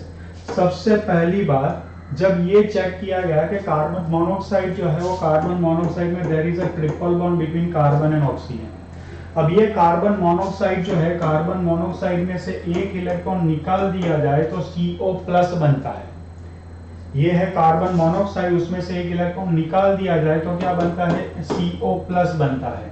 अब ये इलेक्ट्रॉन निकलेगा तो कहां से निकलेगा, तो आपको पता होना चाहिए जिसकी एनर्जी हाईएस्ट है उसमें से ही एक इलेक्ट्रॉन निकलेगा, या तो इसमें से एक इलेक्ट्रॉन निकलेगा या इसमें से एक इलेक्ट्रॉन निकलेगा। तो कुल मिलाकर इलेक्ट्रॉन निकलेगा तो वो पाई बॉन्डिंग 2px में से निकलेगा या पाई बॉन्डिंग 2py में से निकलेगा। तो पाई बॉन्डिंग 2px में से निकलेगा या पाई बॉन्डिंग 2py में से निकलेगा। तो ऑल टुगेदर क्या होता, ऑल टुगेदर वो निकलेगा तो बॉन्डिंग में से ही। तो अगर वो बॉन्डिंग में से निकलेगा तो उसका बॉन्ड ऑर्डर क्या हो जाएगा, उसका बॉन्ड ऑर्डर क्या हो जाएगा। अभी क्या है, हाफ NB माइनस Na के हिसाब से हाफ 10-4 है। तो यहां या यहां से कहीं से भी एक इलेक्ट्रॉन निकल जाए तो बॉन्डिंग में से निकलेगा तो वो बन जाएगा 9-4, तो ये बन जाएगा 5/2। तो बॉन्ड ऑर्डर क्या बन जाएगा उसका 2.5 बन जाएगा। अब अगर बॉन्ड ऑर्डर क्या था 3 था, अब ध्यान से देखना स्टूडेंट्स, बॉन्ड ऑर्डर क्या था 3 था, डिक्रीज होकर के क्या बन गया 2.5 बन गया। अब ध्यान से देखना कि 3 बॉन्ड ऑर्डर है तो दो एटम के बीच में 3 यूनिट अट्रैक्शन है। अब बॉन्ड ऑर्डर अगर 2.5 बन जाता है तो दो एटम के बीच में अट्रैक्शन डिक्रीज हो गया, चेक करो 2.5 हो गया। तो बॉन्ड लेंथ क्या होनी चाहिए बताओ, CO की बॉन्ड लेंथ जो है, बॉन्ड लेंथ की अगर बात करूं, इन दोनों की कंपैरिजन चेक करें तो बॉन्ड लेंथ क्या होनी चाहिए। CO में बॉन्ड ऑर्डर 3 है, CO प्लस में बॉन्ड ऑर्डर क्या है 2.5 है। तो बॉन्ड लेंथ क्या होनी चाहिए, जिसमें नंबर ऑफ बॉन्ड ज्यादा उसमें अट्रैक्शन ज्यादा, अट्रैक्शन ज्यादा माने डिस्टेंस कम, डिस्टेंस कम, डिस्टेंस कम माने बॉन्ड लेंथ क्या होनी चाहिए, कम होनी चाहिए। तो इसकी बॉन्ड लेंथ क्या होनी चाहिए स्टूडेंट्स, ऐसी आनी चाहिए, लेस आनी चाहिए। लेकिन प्रैक्टिकली बॉन्ड लेंथ जो है स्टूडेंट्स, बॉन्ड लेंथ वो CO प्लस जो है, सॉरी प्रैक्टिकली बॉन्ड लेंथ जो है वो CO की CO प्लस से ज्यादा है।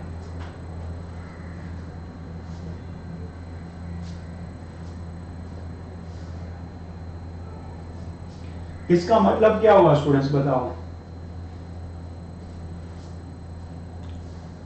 प्रैक्टिकली क्या है, प्रैक्टिकली बॉन्ड लेंथ किसकी ज्यादा है, बॉन्ड लेंथ CO की ज्यादा है। इसका मतलब क्या हुआ कि प्रैक्टिकली CO की बॉन्ड लेंथ ज्यादा है। इसका मतलब ये हुआ कि इसमें अट्रैक्शन कम है, अट्रैक्शन कम है। इसका मतलब ये हुआ कि CO का बॉन्ड ऑर्डर जो है वो CO प्लस से लेस होना चाहिए। फिर से बॉन्ड लेंथ किसकी ज्यादा है, बॉन्ड लेंथ CO की ज्यादा है। बॉन्ड लेंथ ज्यादा है माने क्या है, डिस्टेंस ज्यादा है। डिस्टेंस ज्यादा है इसका मतलब क्या हुआ, डिस्टेंस ज्यादा है इसका मतलब ये हुआ कि अट्रैक्शन कम है, अट्रैक्शन कम है इसका मतलब ये हुआ कि इसका बॉन्ड ऑर्डर कम है। इसका मतलब ये हुआ कि CO का बॉन्ड ऑर्डर 3 है, तो CO प्लस का बॉन्ड ऑर्डर ग्रेटर देन 3 होना चाहिए। और ग्रेटर देन 3 का मतलब क्या होता है, 3 के बाद कौन सा बॉन्ड ऑर्डर आता है, 3.5 बॉन्ड ऑर्डर आता है। तो CO प्लस का बॉन्ड ऑर्डर क्या होना चाहिए, CO प्लस का बॉन्ड ऑर्डर 3.5 होना चाहिए। 3 के बाद कौन सा बॉन्ड ऑर्डर आता है 3.5। तो ऐसा बताया जाता है कि CO की बॉन्ड लेंथ अगर CO प्लस से ज्यादा है प्रैक्टिकली, तो CO का बॉन्ड ऑर्डर 3 है तो CO प्लस का बॉन्ड ऑर्डर क्या होना चाहिए 3.5 होना चाहिए। Do you find it really confusing और do you find, and of course do you find it really interesting, let me know in the chat box.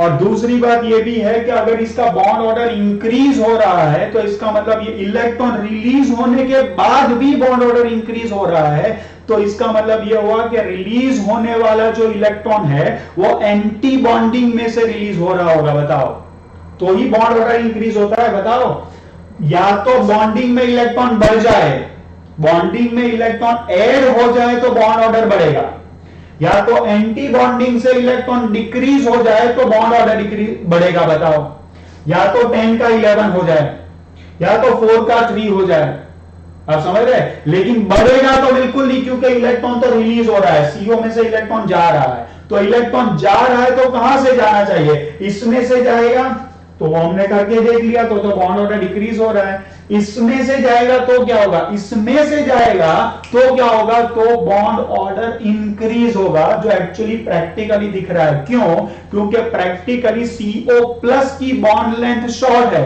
CO plus की bond length अगर short है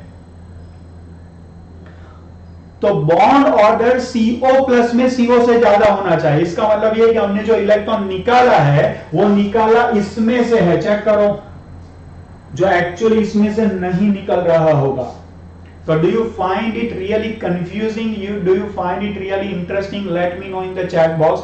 On the basis of that, we will discuss कि आपको कितना interest है ये जानने में. On the basis of that, I will design my next class. ठीक है? चलो, thank you so much. You can give me the feedback regarding today's class. I have given you so many hints and so many important things that generally misses out if you study MOT or if you are taught MOT just superficially. तो मैंने आप लोगों को आज बहुत सी ऐसी चीज बताई है जो MOT के ऊपर से आइडियली कंक्लूड करके पढ़नी और पढ़ानी चाहिए, जो मिस आउट होती है. तो आपको आज की क्लास कैसी लगी वो जरूर मुझे चैट बॉक्स, कमेंट बॉक्स और व्हाट्सएप पर्सनल इनबॉक्स में शेयर करें. ठीक है स्टूडेंट्स, चलिए कीप लर्निंग, एंजॉय केमिस्ट्री. जय हिंद.